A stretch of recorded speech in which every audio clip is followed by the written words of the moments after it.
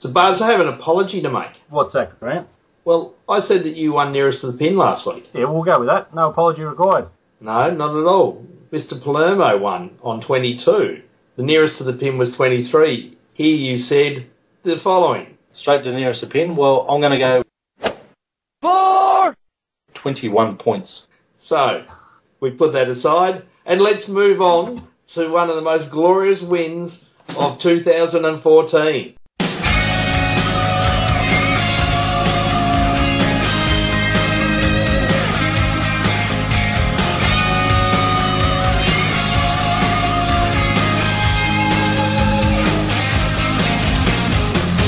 Adam, welcome back. What did you think of that? You didn't think much of it at half-time, did you?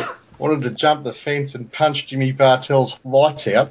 He's just another cheat in a long line of Geelong cheats. There's Johnson and Selwood and that other little clown Motlop. They're all cheats. Did you like my photos of Jimmy Bartel's locker? And his training facility? What's that kid's name? Matthew Mitchum? He's mortified. All right, Bards, well, give us the score.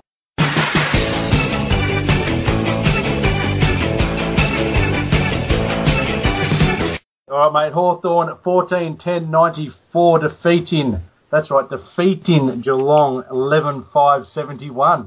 All right, goal kickers.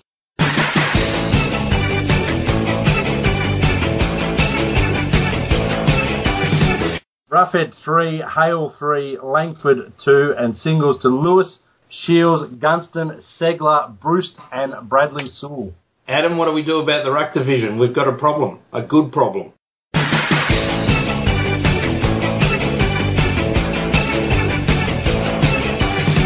We send Big Boy back to St Kilda. We want our money back. Hang on. We've got a VFL premiership to win, and he went all right in the VFL on Saturday as well. How many draft picks we give up for that VFL premiership? Yeah, a couple. And Shane Savage. We've got ruckman aplenty. Loudon's playing out of his skin and Grimley kicked 7. McAvoy's got a problem because it was Hale's best game for the season and couldn't drop Segler. Very impressed with Segler's marking. A couple of grabs he took were most impressive for a ruckman when he was at centre-half forwards. I think we've got to go with him again. Is it a case of who we play and how they match up, to be honest, if you've got that combination of 3, rather than who's in form? Because they're all in form. It might be. I think Hale and Segler are very good at exploiting Geelong, McIntosh in particular with his running ability, so they push hard forward. That made a difference, whereas Big Boy doesn't tend to do that. So you'd like to think Big Boy would be a better option to have him when we play against Freo with Sandilands, but he was pathetic against Sandilands last week, so I think these two may have the box seat for now. Well, it's a handy problem to have.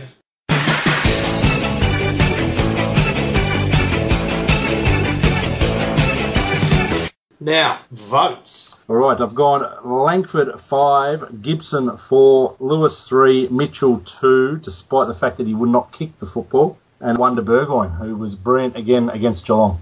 Langford, did he just come of age? I think so. He really put his hand up for that final spot, and you'd think with that performance it's his now to lose. Sensational, especially in the second half when he got thrown onto the ball after doing a job on Motlop early. So, sensational game, kicked goals under pressure, and just kept getting the clearances. Still, as I said, every week he needs to polish up his skills a bit, turns over a little bit, but overall, a fantastic game.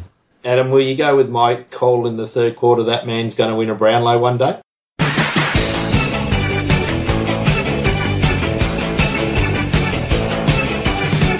Brownlow medals are fairly hard to win, Housey, and a lot of good players haven't won them, and a lot of spuds like Shane Woden have. So I wouldn't like to call him as a Brownlow medalist, but he's going to play a couple hundred games for Hawthorn, you would think. I just thought the blonde hair might do it for him. If Sammy Mitchell hasn't won one, they're too hard to win. Well, Geordie might win it this year. Sammy Mitchell has won one. It's taking about 2 or 3 years for the case to be determined that he has. Hello to all our Essendon fans out there.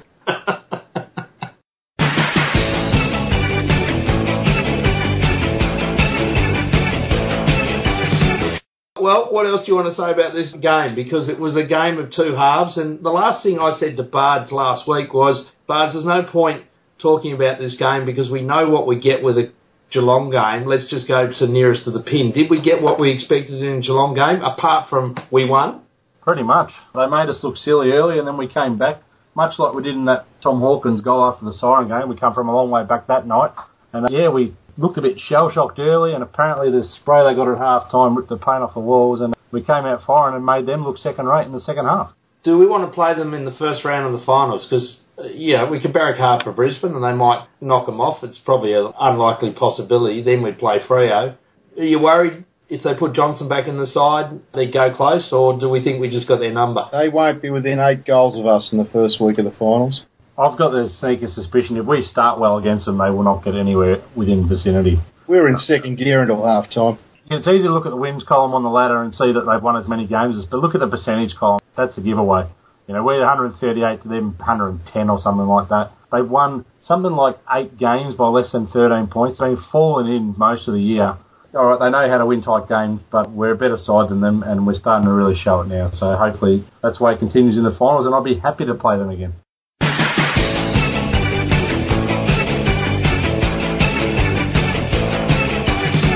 All right, do we want to say anything further, or are we off into our regular segments? Adam? The only thing I would say is I enjoyed watching 2 of the softest, most pathetic downhill skiing jibs of all time the other night. Travis Farco and Steven Motlop. Oh, you can hold fire on Steven Motlop because I've got him in the barrel. All right, but Travis Farco cost his team potentially a trip to overtime in the prelim last year and didn't exactly cover himself with glory the other night either. I think his sole contribution of the night was having to go at Rufford after he took Selwood out, wasn't he? That was about it. All right, well, into the normal segments we go, and Bards, a blast. I have a blast here, and you're going to have to sit back and listen to this because it goes on forever. As Adam just alluded to, Steven, look at me, Motlop. What is this clown on about? Now, listen up, Sonny. You little finger-twirling Before you start carrying on like a 2-bob watch, turn into the crowd and twirling your finger, you might want to try to play for more than 5 minutes. Your stats on Saturday were pathetic. Let's have a look. You had 15 possessions. Now, if you're Cyril Rioli, you wish, you could dominate a game with that, but you're not. How many contested possessions are in that lot of 15? Let's have a look. 1. Bloody 1. How many rebounds out of defensive 50? 1. Right, okay. Perhaps you're in the game to apply pressure, much like Cyril. How many tackles? Oh, again, your favourite number, 1. Maybe you're a clearance machine, Steven. Perhaps not. You had none. 0 clearances. Maybe you're feeding the forwards, like a good half forward would. How many inside 50s? None. Score assists? 0. What are you doing out there? It must be all that hard running. You're taking lots of marks out by yourself. That's why you're not getting contested. How many marks? Let's see. Marks? No. Just 2 of those. 2 marks. I don't know what you did with these 15 possessions. Perhaps you kicked it to yourself in one spot 15 times. So, you must have done something for the finger twirl. Maybe kicking goals. How many? No, only 1, which was your finger twirling goal. Hang on, I've got it. I know what you're best in your team at. Clangers. Second best in your team at Clangers. And you led your team in free kicks against. You found your niche in the side, mate.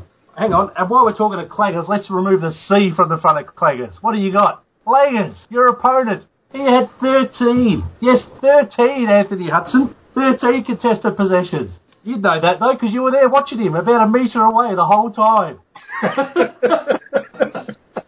Go and practice your ridiculous banana goals from directly in front, which you have to kick for a lack of opposite foot. Because other than that, mate, you ain't got nothing. New Cyril my hat. Bugger off.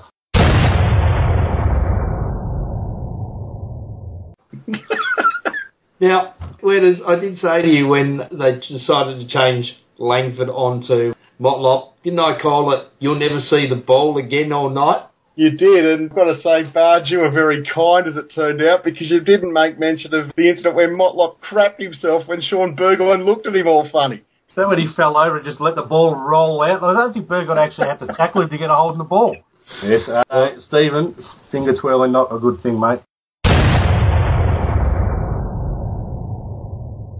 Wedders, got a whack? We've been whacking you the whole time we've been away, so go for it. I do have a whack, and I alluded to it earlier. James Bartel, Gentleman Jim, my ass. The bloke is nothing more than a cheat. End of story. Fair enough. Well, hey, news just in. Have you read this? The AFL have requested that the MRP re-examine the incident between Joel Selwood and Jared Roughhead. The directive has come directly from CEO Gillan McLaughlin at a press conference which just concluded minutes ago at AFL headquarters. Gillan's main concern and disappointment was that the MRP oversight in not sending Hawthorn player Jared Roughead directly to the AFL tribunal, as in Gillan's opinion, Jared's actions on Saturday night was inappropriate, of high impact, causing Selwood distress and physical harm to his elbow. At this stage, the MRP has refused to comment. Our sources tell us that they are highly embarrassed with their oversight and have requested that all parties make themselves available in the next 2 hours.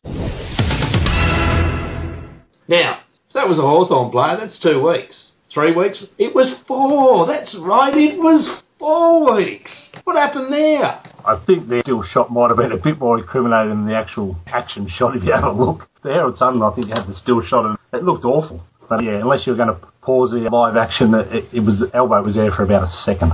Not even that. I think if Ruff had been in any discomfort at all, as allegedly Drew Petrie was, young Joel Selwood would be currently laid up in traction in some infirmary somewhere. I'm pretty sure he would have ended up just next to us. Yeah. Down below us. I think Ruff would have thrown him about that far. Yeah, well, I think Ruff got up and laughed at him. Turned in the game, that tackle. Certainly was. Now, there was a toughen up princess, and it happened after the game, and that is, what's going on with Mark Evans? How dare he say that ball didn't cross the line? What was going on? They clearly crossed the line. Did you see the shot from the other goalpost that they failed to show us on the night? Yeah, that was wrong. That's wrong.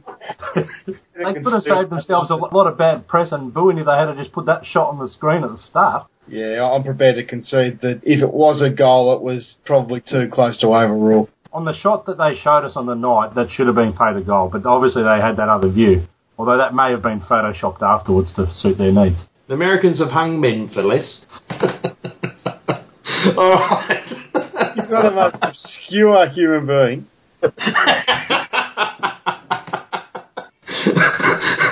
All right, and Tonk of the week, BT wins it hands down. Doesn't matter how good the win is, he spoiled it. Rotten commentary. No one's going to disagree with that now, are they? No, he should win every week. Exactly right.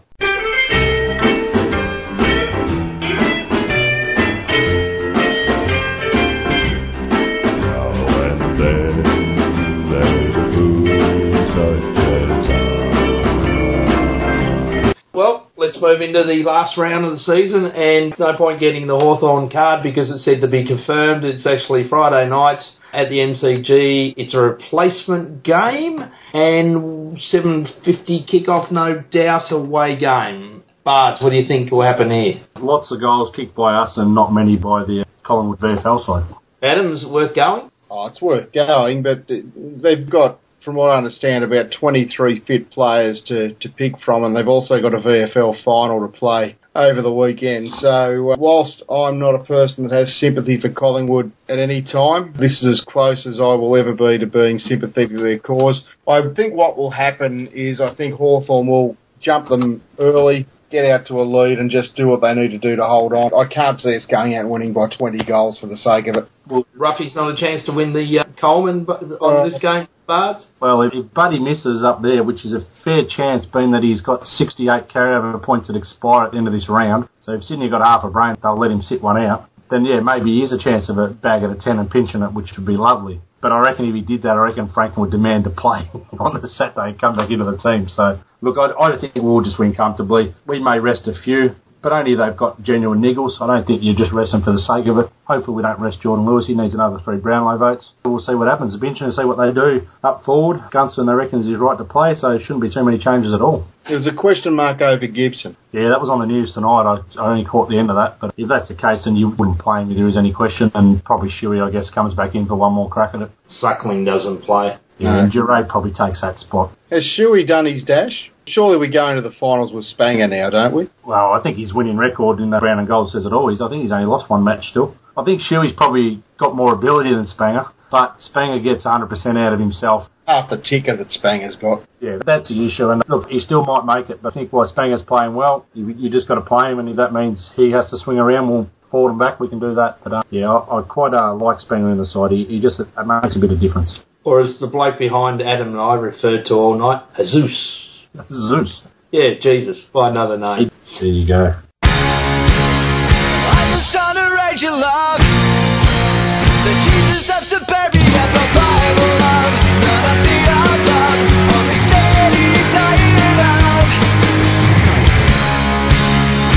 He did look more comfortable when he went back too, but he was apparently playing a defensive role on Harry Taylor up forward. I'll tell you what we won't see for the rest of the year is number 23. He's done a hamstring. Yeah, he's done one. I saw that, and he's out for the rest of the year. And Sam Grimley's kicking goals at the right time of the year. He's claimed the Frosty Miller medal, and it might be his last couple of games in brown and gold, I dare say, because his year really has been pretty average. He's kicked 13 goals in the last 2 weeks, and I think the winning total for the Frosty Miller medal was 38 goals or something, so hardly set the world on fire.